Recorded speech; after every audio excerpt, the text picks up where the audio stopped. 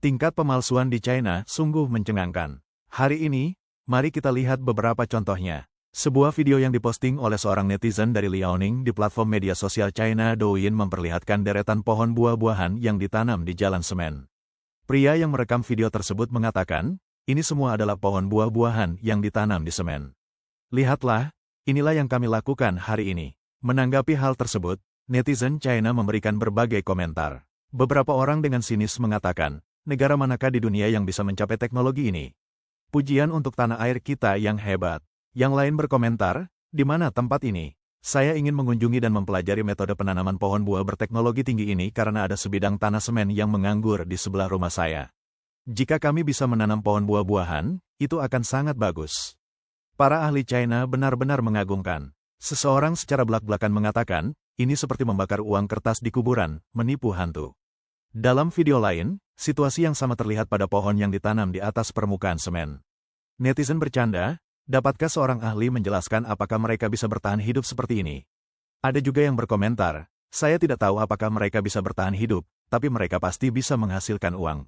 Seorang blogger China mengunggah sebuah video yang secara satir mengomentari praktik penanaman pohon di atas tanah semen, dengan mengatakan, penemuan hebat lainnya di dunia.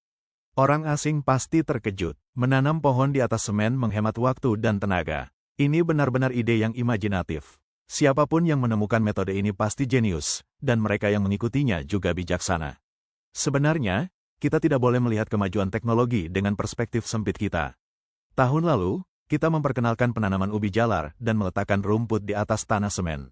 Sekarang kita menanam pohon di atas semen. Bukankah itu logis? Dengan melihat segala sesuatu dengan lebih banyak toleransi dan penghargaan, hidup akan menjadi lebih indah, dan masyarakat akan menjadi lebih harmonis. Mari kita nantikan terobosan ilmiah berikutnya bersama-sama. Pemalsuan tidak berhenti pada penanaman pohon dalam semen, masih banyak lagi. Nantikan contoh-contoh menakjubkan lainnya. Ini adalah padi yang ditanam di atas jalan semen. Tanah ini luar biasa, kata sang bos. Permukaannya padat, jadi kami para pekerja tidak percaya. Baiklah, ayo kita mulai bekerja. Tanahnya padat, jadi kita akan melakukannya. Sebentar lagi, kita akan menebar pupuk. Beberapa netizen dengan sinis berkomentar, tanahnya tidak sebagus tungku tempat tidur di rumah. Menanam bibit padi di atas tungku tempat tidur akan lebih baik. Anda tidak perlu keluar rumah, dan akan lebih mudah untuk mengecek airnya. Di video lain, Anda dapat melihat tanah disebarkan di atas semen dan kemudian ditanami ubi jalar. Sepertinya mereka menanam cukup banyak.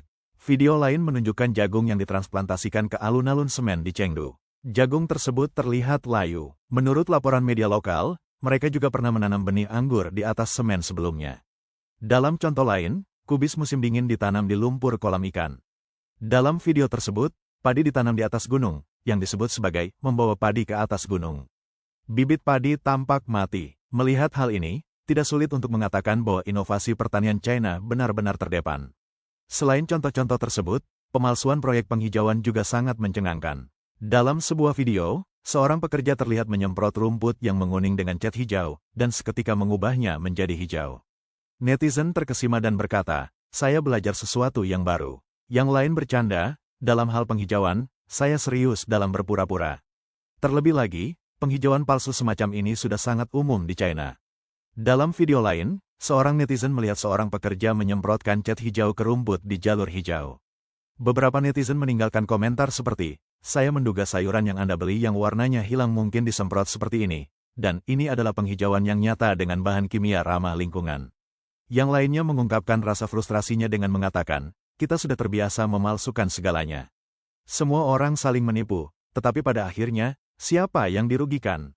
Faktanya, kasus pemalsuan ini bukanlah fenomena baru. Sebuah artikel yang diterbitkan beberapa tahun yang lalu di Sohu berjudul, Menanam Pohon di Atas Semen, Inovasi atau Penghindaran, menggambarkan kejadian serupa.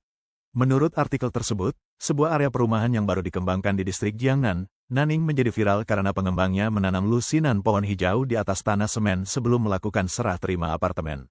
Beberapa warga sebelumnya telah memberitahu pengembang bahwa pohon tidak dapat tumbuh di atas semen tetapi tidak mendapat tanggapan.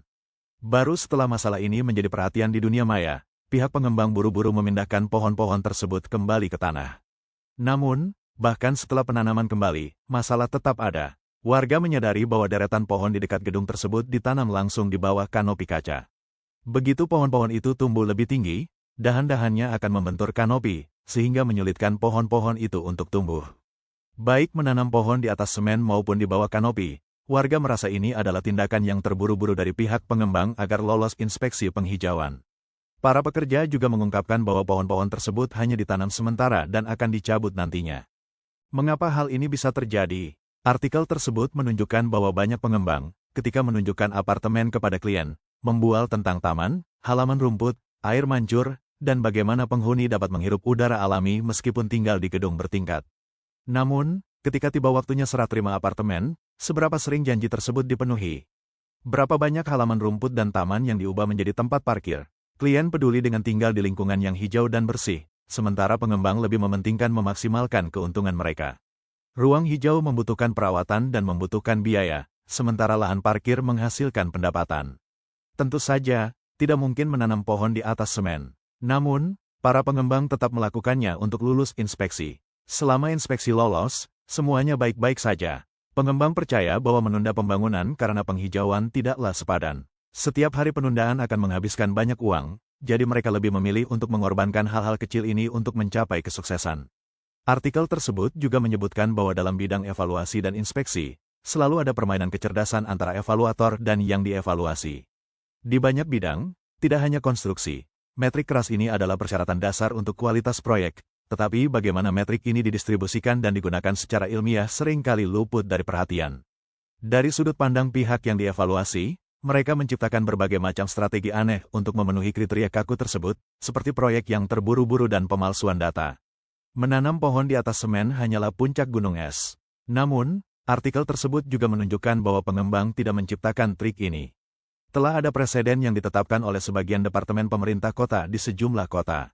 Departemen-departemen ini, yang bertujuan untuk tampil ramah lingkungan untuk mempersiapkan inspeksi tingkat yang lebih tinggi, telah menciptakan banyak proyek pencitraan. Mereka membangun kotak bunga di tengah jalan atau trotoar, menancapkan pohon lanskap di permukaan semen, dan memasang papan pengumuman di tengah jalan. Hasil dari upaya ini seringkali tidak masuk akal. Artikel ini menunjukkan bahwa hal ini mungkin merupakan asal mula penanaman pohon di atas semen, dan para pengembang hanya mengikuti jalan pintasnya. Faktanya, di China saat ini, pemalsuan telah merambah ke berbagai bidang. Salah satu contoh yang paling terkenal adalah konstruksi yang buruk. Sebuah video yang baru-baru ini beredar di media sosial menunjukkan sebuah bangunan di China yang plester dindingnya terkelupas, memperlihatkan batu bata tanpa semen yang terlihat, sehingga menimbulkan bahaya runtuh. Tampak seolah-olah seperti direkatkan dengan kertas. Beberapa orang berkomentar, bahkan untuk menempelkan saja butuh biaya, rasanya seperti hanya ditumpuk tanpa adukan semen. Netizen mengeluh, ini adalah contoh tipikal konstruksi yang buruk di bawah hiruk-pikuk pembangunan di China, dengan kualitas yang jauh di bawah ekspektasi. Selain itu, produk palsu juga merupakan area pemalsuan yang terkenal di China. Begitu sebuah merek menjadi populer, banyak orang mulai mengambil jalan pintas. Mereka meniru kemasan, rasa, penampilan, dan merek dagang merek-merek besar, memanfaatkan kekuatan merek tersebut untuk menjual produk tiruan dengan harga murah. Produk tiruan ini seringkali terlihat sangat mirip tetapi detailnya berbeda. Misalnya, setelah biskuit Oreo menjadi populer, merek lain memanfaatkan upaya pemasaran Oreo dan menjual banyak produk di platform e-commerce. Biskuit hitam kecil Oatly terjual lebih dari 60.000 unit, dan biskuit sandwich rasa Oreo Dian terjual lebih dari 100.000 unit. Seringkali, masyarakat terkecoh dengan kemasan dan rasa yang mirip dengan merek terkenal tersebut. Ada banyak sekali produk palsu di industri makanan saja. Banyak blogger video bahkan membeli produk palsu untuk mengulasnya untuk melihat apakah mereka bisa membedakan produk asli dan tiruannya. Tentu saja, produk palsu tidak terbatas pada industri makanan, produk ini menjangkau berbagai sektor di China. Namun, salah satu contoh yang paling banyak terjadi adalah pemalsuan merek perhiasan domestik. Yang paling umum adalah merek perhiasan dengan nama keluarga Chow, seperti Chow Tai Fook, Chow Sang Sang, Chow Tai Seng, Del. Meskipun semua nama perhiasan ini memiliki Chow dalam namanya, yang asli adalah Chow Tai Fook, yang diambil dari nama pendirinya. Setelah Chow Tai Fook menjadi populer, banyak toko perhiasan dengan nama Chow dengan cepat muncul di pasar China. Mereka hanya memodifikasi satu karakter pada nama merek sehingga menimbulkan kebingungan di kalangan masyarakat dan membuat banyak konsumen mengira bahwa mereka berasal dari perusahaan yang sama. Contoh lainnya adalah saus sambal Lao Gan Ma yang terkenal. Setelah menjadi populer, merek-merek seperti Lao Gan Dai dan Lao Yi Ma pun bermunculan di pasaran. Kreativitas perusahaan pemalsu tampaknya tidak terbatas. Misalnya, Setelah Hebei Yangyuan Zihui Beverage Company Limited meluncurkan minuman protein nabati kenari yang disebut Six Walnuts, para peniru dengan cepat bermunculan dengan nama-nama seperti Eight Walnuts, Big Walnut, dan Six Nuclear Bombs. Demikian pula, setelah pemimpin minuman vitamin Pulse menjadi populer, merek-merek tiruan seperti Pulse Rober, Yongdong, dan Jidong muncul segera setelahnya. Produk palsu ini seringkali terlihat hampir identik dengan produk aslinya dan bahkan lebih murah, tetapi kualitasnya bisa dibilang buruk. Menanggapi pemalsuan ini, beberapa perusahaan telah mengambil tindakan sendiri. Misalnya, Alibaba mendaftarkan merek dagang seperti Alimama, Alipapa, dan AliGranva. Xiaomi mendaftarkan merek dagang seperti Dami. Daftarnya masih panjang. Selain produk konsumen, penipuan akademik juga merajalela di China. Menurut sebuah laporan dari Voice of America, penipuan akademis tersebar luas dalam penelitian China, membentuk sebuah rantai industri yang lengkap. Laporan tersebut mengutip Sun Fugui, seorang mahasiswa pascasarjana di Departemen Sejarah Universitas Ludong, Yantai, Provinsi Shandong. Sun mengatakan bahwa jika mahasiswa memiliki kemampuan finansial yang memadai, mereka dapat membeli berbagai layanan, mulai dari penulisan untuk orang lain hingga penerbitan makalah akademis yang disesuaikan dengan kebutuhan klien. Layanan ini tidak hanya digunakan oleh siswa, tetapi juga oleh beberapa guru. Pada tahun 2022 saja, setidaknya ada 7 skandal penipuan akademik yang terungkap secara nasional di China, yang melibatkan kota-kota seperti Beijing, Xi'an, Xiamen, dan Suzhou, termasuk sekolah Partai Sentral Partai Komunis China. Pada awal tahun 2024, mahasiswa dari Universitas Pertanian Huazhong bersama-sama menuduh Profesor Huang Feiruo merusak data eksperimen, memalsukan gambar eksperimen, dan menjiplak makalah, yang sekali lagi menarik perhatian dunia internasional terhadap masalah penipuan akademik di China. Seorang mantan profesor dan direktur lembaga penelitian di Universitas Zhengzhou di Provinsi Henan, Yang Ningyan, menceritakan beberapa kejadian yang ia ketahui. Seorang temannya, tanpa memiliki kualifikasi doktor, menulis disertasi doktoral untuk 8 mahasiswa dengan tarif 20.000 RMB per makalah. Yang menyesalkan korupsi di kalangan akademis China. Laporan tersebut mengatakan bahwa penyebab utama maraknya penipuan akademik adalah praktik umum di universitas-universitas China yang memberikan insentif kepada fakultas untuk mempublikasikan lebih banyak makalah demi promosi dan pendanaan. Hal ini mendorong komunitas akademis untuk melakukan penipuan demi meningkatkan jumlah publikasi. Ada banyak pemalsuan juga di industri hiburan. Pada tahun 2019, Sohu menerbitkan sebuah artikel berjudul CCTV mengungkap trafik palsu yang menakjubkan di industri hiburan. Artikel tersebut mengungkap fenomena manipulasi peringkat oleh beberapa bintang paling populer di China. Manipulasi peringkat mengacu pada praktik penggunaan bot untuk meneruskan, mengomentari, dan menyukai postingan secara masif untuk meningkatkan konten online secara artifisial. Artikel tersebut mengungkapkan bahwa banyak dari forward, like, dan komentar yang terkait dengan selebritas bukanlah interaksi pengguna yang sebenarnya, melainkan pemalsuan data yang telah direncanakan sebelumnya.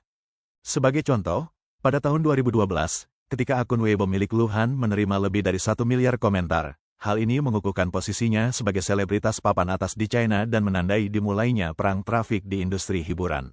Sejak saat itu, platform seperti Weibo telah menjadi medan pertempuran di mana para bintang bersaing tidak hanya untuk mendapatkan forward dan like terbanyak, tetapi juga untuk mendominasi daftar topik yang sedang tren. Contoh lainnya adalah Dilraba Dilmurad, yang memenangkan 2 penghargaan di Golden Eagle TV Festival 2018 dan sering masuk dalam daftar trending. Seminggu sebelum tampil di acara variety show, Sound of My Voice 2, dia sudah menjadi topik hangat. Setelah acara tersebut ditayangkan, kata kunci seperti suara Dilraba dan baik melihat Dilraba membuatnya tetap berada di puncak tangga lagu. Yang lebih mengesankan lagi adalah penyanyi muda Chris Wu. Pada bulan November tahun 2018, album barunya, Antares, menduduki puncak tangga musik AS dalam waktu 5 jam setelah dirilis, dengan 14 lagu masuk ke dalam 80 besar dan menggeser single baru Ariana Grande ke posisi keempat. Artikel tersebut mencatat bahwa data tersebut menimbulkan keraguan di kalangan warganet yang menduga bahwa seringnya Dilraba menjadi trending disebabkan oleh manipulasi bot dan bukan karena ketertarikan penggemar yang tulus. Sedangkan untuk single hit Chris, para penggemarnya telah mempersiapkannya selama berbulan-bulan. Mereka melakukan crowdfunding dan mengumpulkan sumber daya untuk berulang kali membeli lagu-lagunya menggunakan banyak akun, yang pada akhirnya mendorong album baru tersebut ke posisi pertama dengan uang sungguhan. Laporan tersebut menunjukkan bahwa manipulasi peringkat ini tersebar luas di industri hiburan. Investigasi mengungkapkan bahwa banyak interaksi pengguna, seperti jutaan komentar dan suka di Weibo, sebenarnya adalah data palsu yang dibuat oleh bot yang membentuk rantai industri yang matang. Memanipulasi angka-angka ini cukup sederhana. Sebagai contoh, Mencari Sina Weibo di platform belanja tertentu akan memunculkan banyak pilihan untuk membeli pengikut atau meningkatkan keterlibatan. Vendor ini menawarkan berbagai paket, seperti membeli 400 pengikut atau 100 forward seharga 10 yuan. Pengguna dapat menyesuaikan tingkat aktivitas dan lokasi pengikut ini untuk memastikan mereka tampak aktif dan asli. Orang dalam dari sebuah perusahaan data menjelaskan cara kerja manipulasi peringkat. Jika 10.000 penggemar masing-masing mendaftarkan 10 akun tiruan dan setiap akun tiruan memposting 100 pesan atau interaksi per hari, maka 10.000 dikalikan 100, menghasilkan 1 juta interaksi setiap hari. Tapi itu hanya 10.000 orang. Sebelumnya, hal ini dilakukan secara manual, tetapi sekarang otomatis menggunakan plugin atau skrip yang dapat memasukkan informasi secara massal, membuat akun yang berbeda memposting berbagai topik dan secara otomatis membalas dan berkomentar. Terakhir, mari kita bahas pemalsuan pemerintah. Memang, kejadian-kejadian baru-baru ini terus menyoroti besarnya pemalsuan di berbagai aspek masyarakat China. Pada tanggal 22 Mei saat melakukan tur inspeksi di kota Rizhao, Presiden Xi Jinping mengunjungi Benteng Rizhao dan Sunshine Coast Greenway. Video yang beredar di dunia maya menunjukkan Xi secara tak terduga bertemu dengan pasangan yang sedang mengambil foto pernikahan, beberapa pesepeda amatir, dan beberapa penduduk lokal. Video ini dengan cepat menjadi viral di platform media sosial X, memicu perhatian dan diskusi yang luas di kalangan netizen. Namun, tidak lama kemudian beberapa netizen mengungkapkan bahwa pertemuan tersebut hanyalah rekayasa. Mereka mengidentifikasi para pengamat sebagai peserta yang telah diatur sebelumnya, dan mencatat bahwa tidak satu pun dari mereka adalah orang biasa. Tidak heran jika ada yang mengatakan bahwa dalam hal peniruan dan pemalsuan, kekuasaan Partai Komunis China di China sangat menonjol. Istilah palsu, tiruan, dan China tampaknya telah mengembangkan asosiasi yang melekat, di mana menyebutkan salah satu istilah selalu mengingatkan pada istilah lainnya.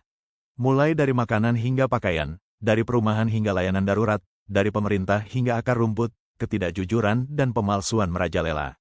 Tampaknya di China, selain tenaga kerja massal dan limbah, hanya sedikit yang asli.